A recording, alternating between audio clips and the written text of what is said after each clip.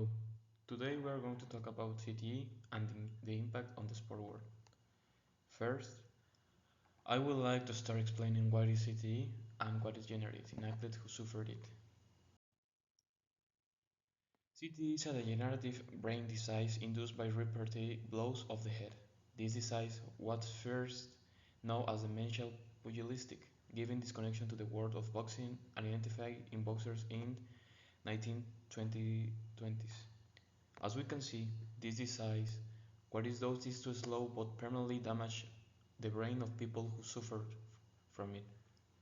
This disease has 4 levels of severity. Usually, these are increasing as the athlete age. For example, in this image, as we can see, the red part of the brain represents as degenerative damage caused by repetitive blows to the head, which, as we have just explained, is related to CTA. Although this disease is undetectable, the athlete who suffer from it presents certain and specific symptoms, which are aggressiveness. They have a highly explosive and aggressive behavior towards things and people. Second one is they cannot control their emotions, which makes them bipolar. Mental delusions. They have many hallucinations and in their mind they see unreal things. Have very abrupt mood swings. They usually have a lot of mental confusion and forgot most things. These five uh, symptoms are the most popular and the most uh, important symptoms in when one people have CTE.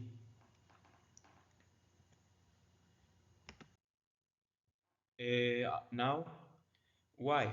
Why the CTE and the relationship with the sport?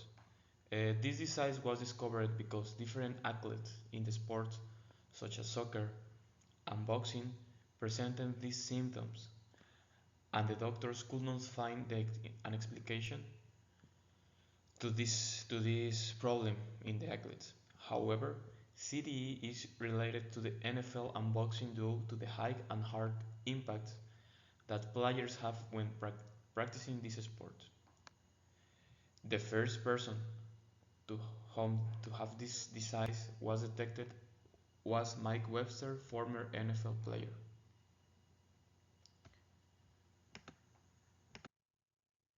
Now it's time to see how CTE evolved in time. Well, we can see that CTE was first described in 1928 by the Dr. Harrison Marland. At this time, the CTE, this disease doesn't have a name, but some players and some persons have these symptoms. Over the next 75 years, several research report similar findings in boxer fighters. In 25, Dr. Bennett Omalu published the first evidence of CTE in American football player.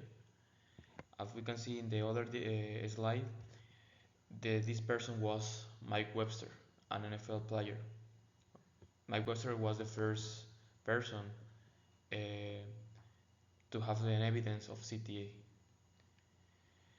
CTE still has no cure and is undetectable. Uh, Now, the sport leagues in all the world have taken measures to counteract this disease. But when we mentioning CTE, it's very important to mention Dr. Bennett Omalu. But who is Dr. Omalu? The Dr. Bennett Omalu, born in Nogwa, Nigeria, in September 1968.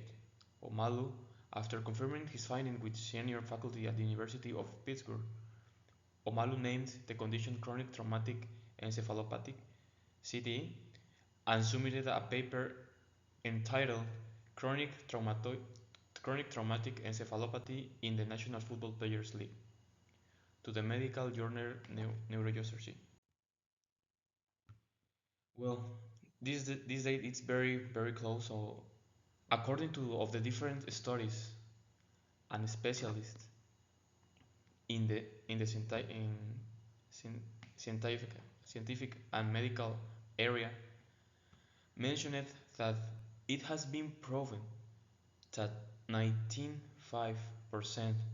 of former or contact sport players will have this disease. The numbers are very high because you talk about if we have 10,000 play football players and um, pugilistics in the world, more or less 95,000, 905,000 have this disease. So the numbers are very interesting and very assertive. But the leagues in the world take some measures that contrast this disease.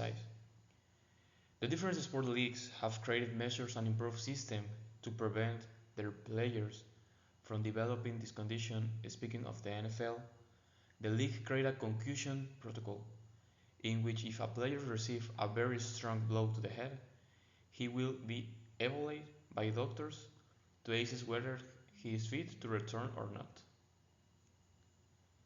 This is one of the most important uh, program to the NFL created. They have a lot of programs to contrast this disease, but this is the most important right now.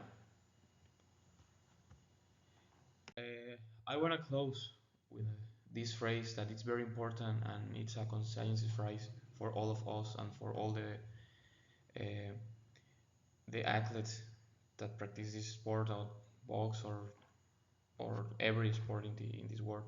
Health is not everything, but without it, everything else is nothing. Thank you.